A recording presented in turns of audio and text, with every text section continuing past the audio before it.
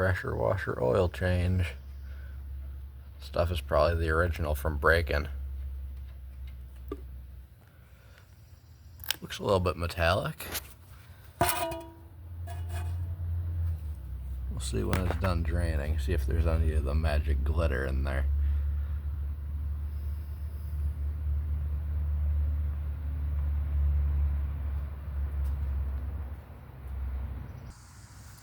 Alright, here's the oil.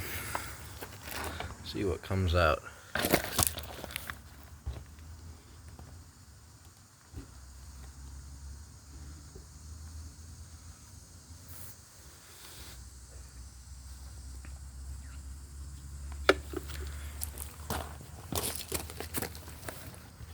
Looks a little bit metallic.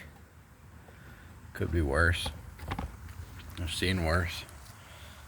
Get into better lighting here. There you go.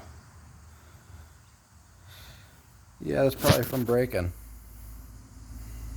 Change your oil, guys. And winterize your pumps. I hate having to replace pump heads.